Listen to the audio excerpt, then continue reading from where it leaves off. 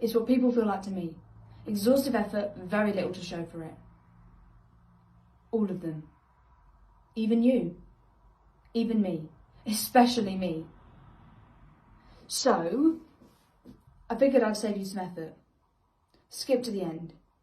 Big shock. Why not? So here goes, okay? Okay. Mum was Louise, Dad was Dennis. Dennis met Louise when she was 18. He was 24. Total surprise, a year later, my brother Denny. Then me, less of a surprise, I guess. Dad starts working in a coal mine. It's, more money. Slightly more. But he's barely home now, and Louise is stuck at home with the kids. But she's basically a kid herself. Kid with 2 kids and a husband 600 metres down. So she does what all kids do. She plays. So Dad's underground and Mum's under some bloke. And the thing about a coal mine is, well, the thing I think about most now that I'm older,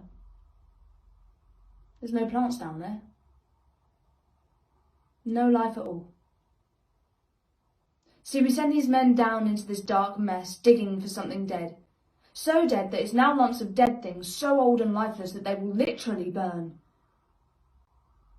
And that was his life. While she did whatever she could to feel alive.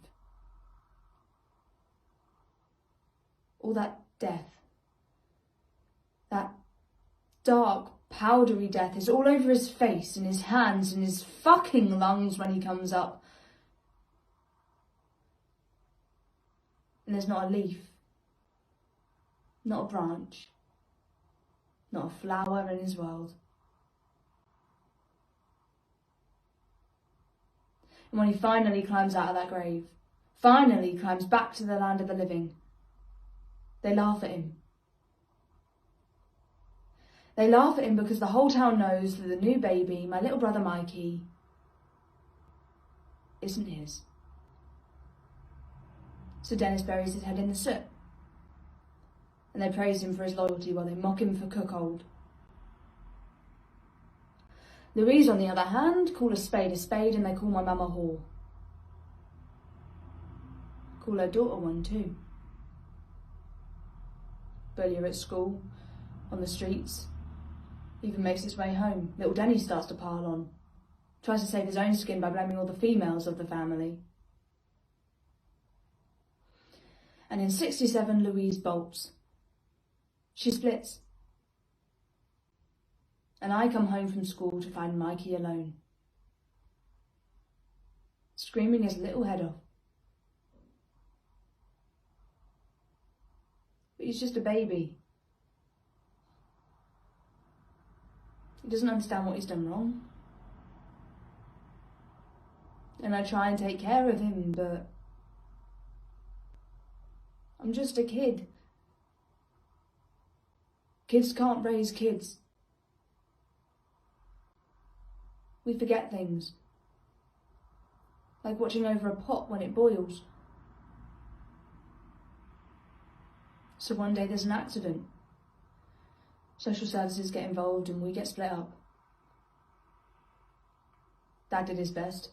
Spent so long underground he didn't know what to do with a kid, let alone 3 kids.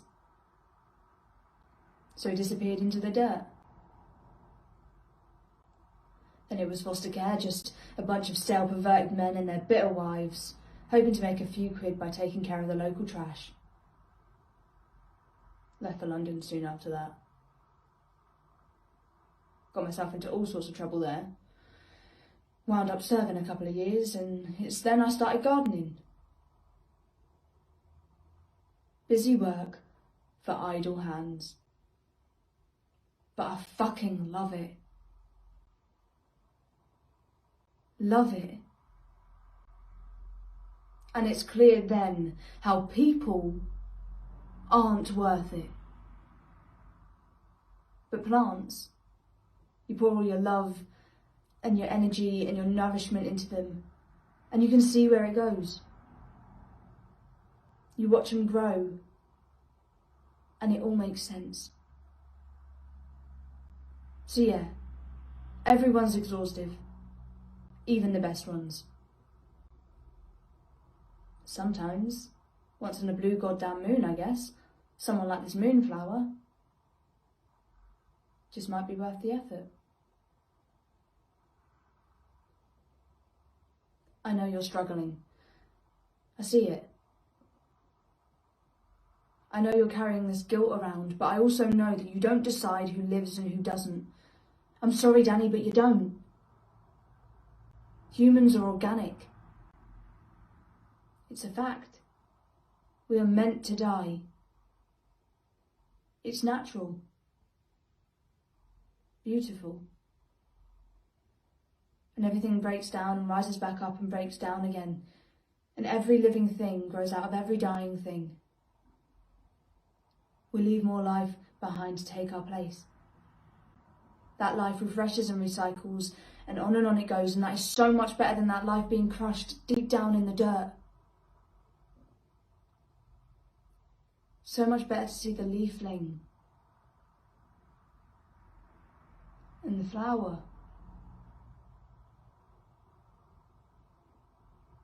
We leave more life behind to take our place, like this moonflower. That's where all its beauty lies, you know.